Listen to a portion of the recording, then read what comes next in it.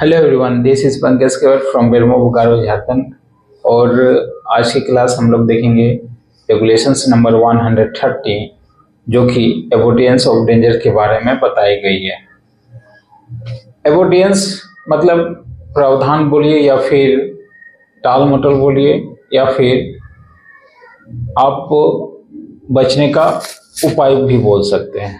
Okay, as a local language में खतरे से बाहर निकालना, that is regulations 130।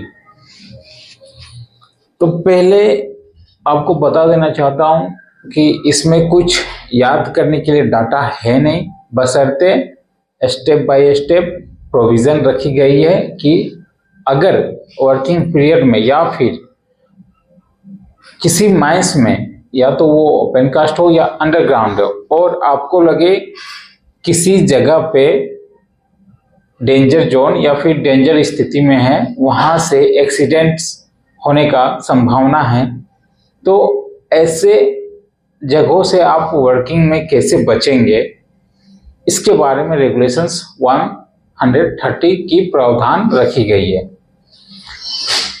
Okay, suppose that ये आपका मशीन से, ये आपका गैलरी है यानी कि फेस है, और आप मशीन से काम करवा रहे हैं, ये आप सुपरविजन कर रहे हैं, और ये जो रूफ है, रूफ से थोड़ा सा हो सकता है ये नीचे आ गया होगा, अपना स्ट्राटा से थोड़ा रूफ डाउन हुआ होगा, यानी कि अगर कुछ समय ज़्यादा अगर आप यहाँ रहेंगे तो ये डेफिनेटली गिरने वाला है, रूफ फॉल होने वाला है, ऐसा आपको लग रहा है, हुआ नहीं है बट लग रहा है। तो ऐसे केस में आप इस पीरियड में क्या स्टेप उठाएंगे? ऐसे केस में इस पीरियड में आप क्या स्टेप उठाएंगे? तो आप एक सुपरवाइजरिंग के पोस्ट में हैं, आपकी पूरी माइंस निगरानी में या फिर आपके डिस्ट्रिक्ट में निगरानी रखी गई है, तो ऐसे स्टेप में, ऐसे कंडीशंस में आपको स्टेप क्या उठाना है? जैसा आप ऑर्डर देंगे वैसे आपका वर्कर फॉलो करेंगे। ओके, माइंस में सबसे पहला बात, आपको फिजिकली कुछ काम करना होता नहीं है। जो फिजिकली काम करते हैं वो वर्कर ही करते हैं, जैसे ऑपरेटर क्या होता है, मशीन्स को चलाना होता है, केबल मैन क्या होता है, केबल को खींचना होता है, रूफ होल्डिंग के लिए अलग वर्कर है, आपको बस सुपरवाइजरिंग करना है। सुपरवाइजरिंग कैसे होता है माइंस के अंदर, यानी कि आपका जितना भी सेंस है, वैसे तो 5 सेंस होता है, तो जितनी भी सेंस है आपको एक्टिव रखनी है। जब भी आप अंडरग्राउंड में उतरते हैं या माइंस में उतरते हैं, आपका सेंस एक्टिव होना चाहिए।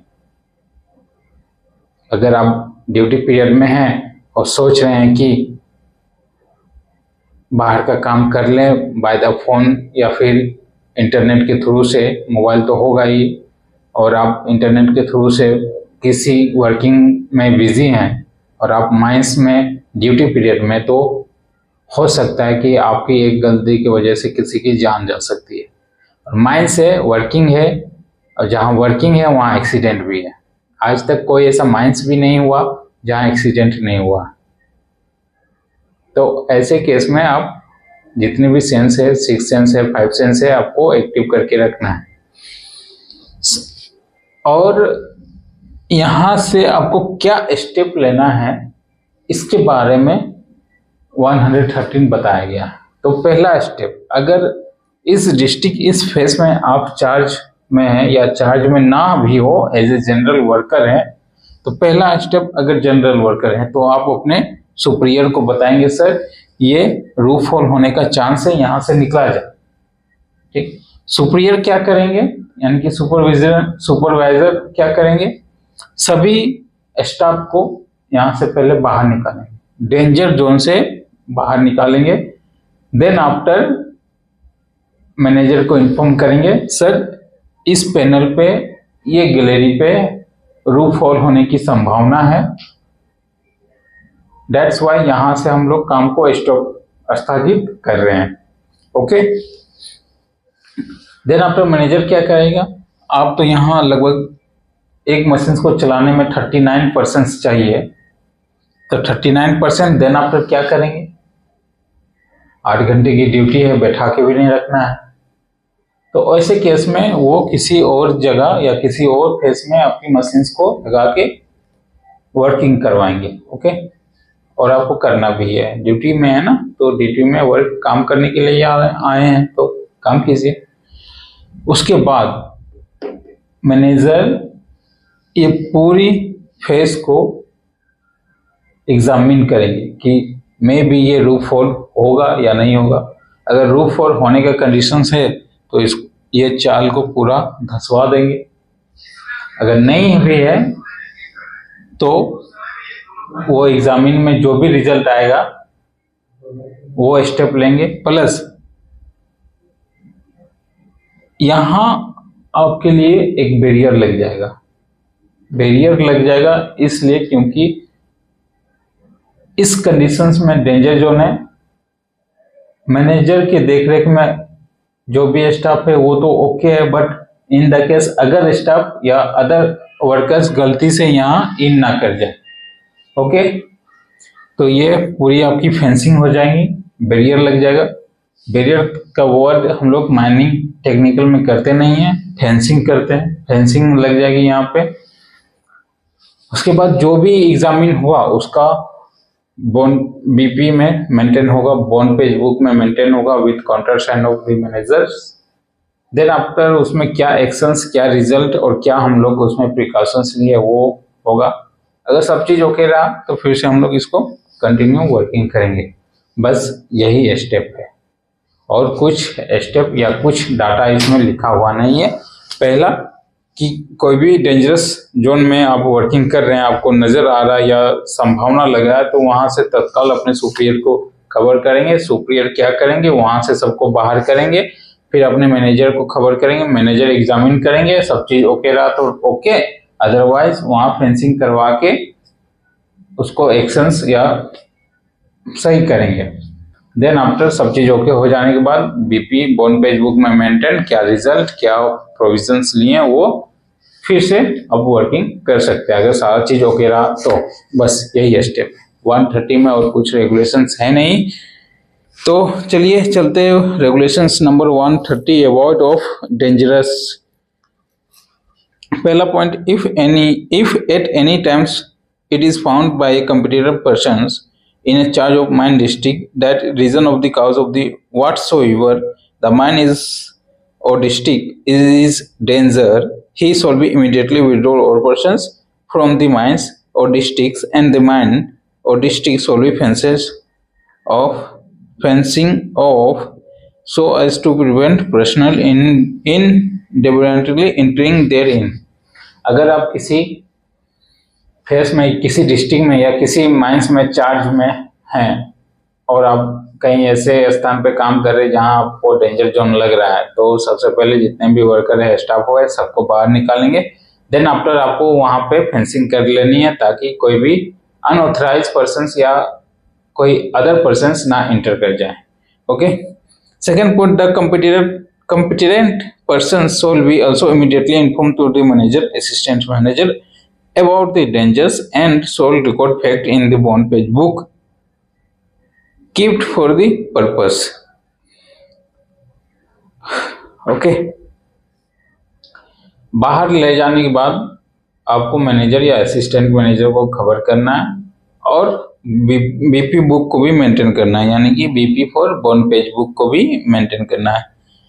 Third point, the manager shall make or cause to be a competent person carefully examine of the mine district or mine, and no person shall be except is so far necessary inquiries into the cause of dangerous removal. Therefore, the exploration re-admitted into the district or reported to be safe.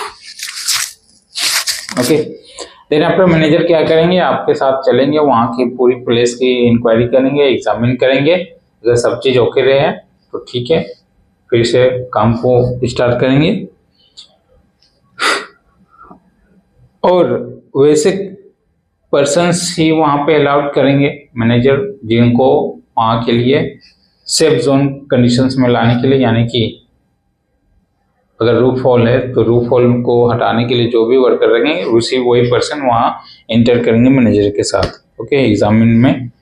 Okay, then after fourth point is a report of every such examinations under safe regulations 3 shall be recorded without delay in a bond page book kept for the purpose and signed and dated portion of the exam।